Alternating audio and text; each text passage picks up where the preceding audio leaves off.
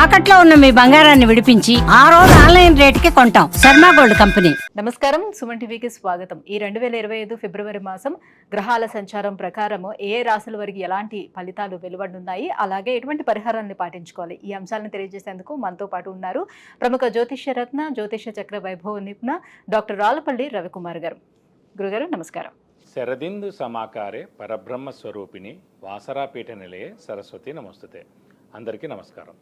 ముఖ్యంగా సుమన్ టీవీ ప్రేక్షకులకి నమస్కారం. గురుగారు, ముందుగా ద్వాదశ రాశుల వారికి ఎలా ఉండబోతుందో తెలుసుకునే ముందు ఈ నవగ్రహాలు సంచారం ఎలా ఉంది, ఎలాంటి ఫలితాలను ఇస్తున్నాయో తెలియజేస్తారా? ఫిబ్రవరి 2025 మాస ఫలితాల్లో నవగ్రహాలు ద్వాదశ రాశుల్లో ఎక్కడున్నాయో ఇప్పుడు తెలుసుకుందాం. ముందుగా రవి వచ్చేసి మనకి కుంభరాశిలో ఉంటారు.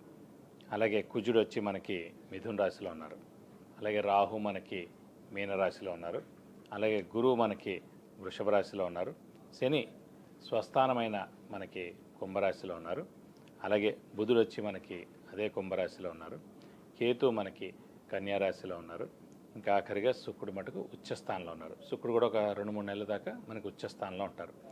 ముఖ్యంగా మొన్నటిదాకా మనం చెప్పుకున్నాం 27 అక్టోబర్ నుంచి ఫిబ్రవరి 21 వరకు కుజుడు నీచ స్థానంలో ఉండడం వల్లనే యాక్సిడెంట్లు జరగడం, ఈ ఫైర్ యాక్సిడెంట్స్ జరగడం, విపరీతమైన మేజర్ యాక్సిడెంట్స్ అన్ని రోడ్ల మీద కానీ అవి కానీ జరగడం, చాలామంది చనిపోవడం ఇలాంటివన్నీ కూడా జరిగాయి. సో దేవుడి దేవల ఆ కర్కాటక రాశి నుంచి కుజుడు నీచత్వం అనేది 21 జనవరితో వెళ్ళిపోయిందండి. సో ముఖ్యంగా కర్కాటక రాశి వారికి, సింహరాశి వారికి, మీన రాశి వారికి ఈ 3 రాశులకి యోగకారకుడైన కుజుడు నీచలో ఉన్నాడు కాబట్టి డబ్బు ఖర్చు, హెల్త్ ప్రాబ్లం, మాట పడటం ఇలాంటివన్నీ కూడా జరిగాయి. దేవుడి దేవల అవన్నీ కూడా ఇప్పుడు తొలగిపోయినమని చెప్పుకోవచ్చు. అలాగే ఇప్పుడు ముఖ్యంగా మిథున్ రాశి, కన్యా రాశి, మకర రాశి, కుంభరాశి ఈ 4 రాశులకి యోగకారకుడు, అదృష్టకారకుడు, లక్ ఫేవర్ చేసే గ్రహమైన శుక్రుడు ఉచ్చ స్థానంలో 4 నెలల పాటు ఉంటాడు ఇంచుమించుగా. సో మనకి ఫిబ్రవరి 1 నుంచి. కాబట్టి వీళ్ళందరికీ కూడా విపరీతంగా అన్ని విధాలు కూడా బాగా కలిసి వస్తుందని చెప్పుకోవచ్చు. ఇవ్వండి ద్వాదశ రాశుల్లో నవగ్రహాలు ఈ స్థానాల్లో ఉన్నాయి. గురుగారు, మిథున రాశి వారికి మరి గ్రహాల స్థితిగతులు ఈ మాసం ఫిబ్రవరి మాసం ఎలా ఉండిపోతుంది, ఏ గ్రహాలు వీళ్ళకి అనుకూలంగా ఉన్నాయి, ఏ గ్రహాలు ప్రతికూలంగా ఉన్నాయో తెలియజేస్తారా? మిథున రాశి అనగానే మనకి మృగశిర 3-4 పాదాలు, ఆరుద్ర 1-2-3-4 పాదాలు, పునరోసు 1-2-3 పాదాలు, ఈ నక్షత్రాల సమూహంతో మనకి మిథున రాశిలోకి వస్తుంది.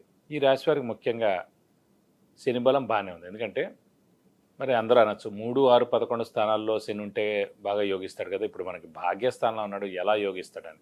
మిథున రాశి అధిపతి బుధుడు, శని ఇద్దరు మిత్రులండి. ఎప్పుడైతే మన మిత్రుడు, మన గ్రహం ఎవరైతే మిత్రుడు అవుతారో తప్పకుండా మనకి సహాయపడతాడు ఏ స్థానంలో ఉన్నా కూడా. సో కాబట్టి భాగ్యస్థానంలో ఉన్నాడు కాబట్టి భాగ్యాన్ని చేకూరుస్తాడు, నష్టం అయితే మేజర్గా చేయనివ్వడు. అలాగే రాహుకేతులు తీసుకుంటే రాహు ఏమో దశమంలో ఉన్నాడు, కేతు ఏమో చతుర్థంలో ఉన్నాడు.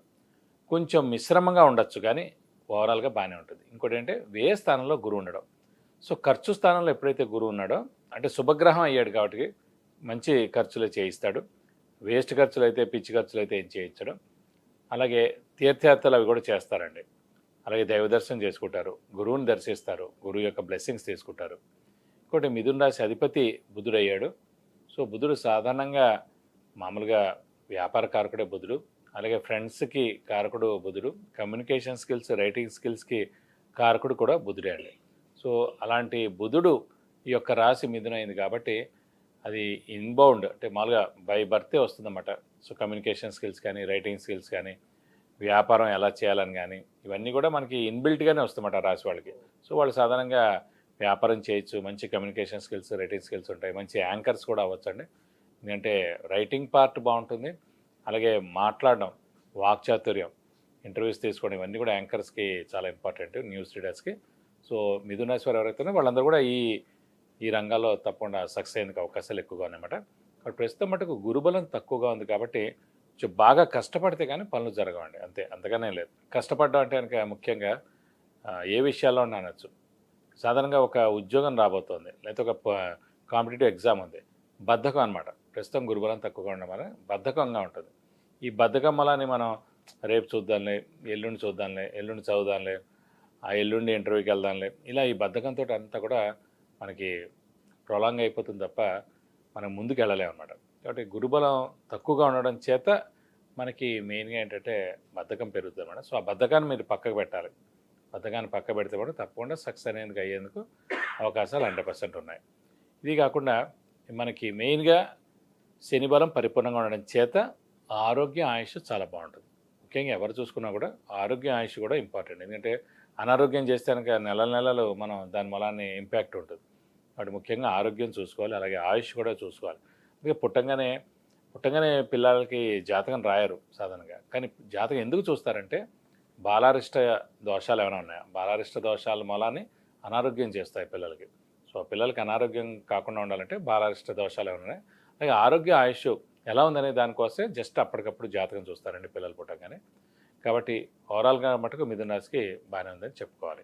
గురుగారు, మరి వ్యయస్థానంలో గురువు ఉన్నాడు మిథున రాశి వారికి, గురువు ఏ రకంగా సపోర్ట్ని ఇస్తున్నాడు వీళ్ళకి? గురుబలం తక్కువగా ఉంది, కరెక్టే. ఎందుకంటే గురుబలం తక్కువగా ఉందని ఎందుకు అనుకుంటా అంటే మన మిథున రాశికి వ్యయ స్థానంలో గురువు ఉండడం చేత గురుబలం తక్కువగా ఉంది. ఈ గురుబలం తక్కువగా ఉన్నా కూడా చెడేం చేయడండి, ఆలస్యం చేస్తాడు ఏ పనులైనా సరే. రేపు జరగాల్సిన పని నెల తర్వాత చేస్తాడు, రేపు రావాల్సిన ఉద్యోగం 6 నెలల తర్వాత వచ్చేటట్టు చేస్తాడు, అలాగే రేపు రావాల్సిన డబ్బులు మనకి 3 నెలల తర్వాత వచ్చేటట్టు చేస్తాడు. సో ఏదైనా సరే శ్రమ, కాలం, ధనం వ్యర్థానికి అవకాశం ఉంది. అవసరాన్ని డబ్బులు సమకూరవు, రావాల్సిన బాకీలు ఆలస్యం అవుతాయి, కొత్త అప్పులు చేయాల్సి ఉంటుంది, ఇలాంటివన్నీ జరుగుతుంటాయి మనం. కాబట్టి ఈ గురుబలం తక్కువగా ఉండడం చేత ఇవన్నీ పనులన్నీ కొంచెం ఆలస్యంగా జరుగుతూ ఉంటాయి. మరి అదృష్టం ఎలా ఉండబోతుంది? అదృష్టం ఈ మాసం 100% ఉందండి. ఎందుకంటే మిథున రాశికి యోగకారకుడు, అదృష్టకారకుడు, లక్ ఫేవర్ చేసే గ్రహమైన శుక్రుడు ఉచ్చ స్థానంలో మీనంలో ఉన్నాడు. ఈ నెలలాళ్ళు ఖచ్చితంగా అక్కడే ఉంటాడు. ఎప్పుడైతే మన యోగకారకుడు ఉచ్చ స్థానంలో ఉంటాడో మనకి డబ్బుకి ఎప్పుడూ లోటు ఉండదండి. అంటే ఈ నెల మటుకు డబ్బు చాలా బాగుంటుంది, ఆరోగ్యం చాలా బాగుంటుంది, ఎవరి చేత మనం మాట పడక్కర్లేదు, అనుకున్న పనులన్నీ జరుగుతాయి.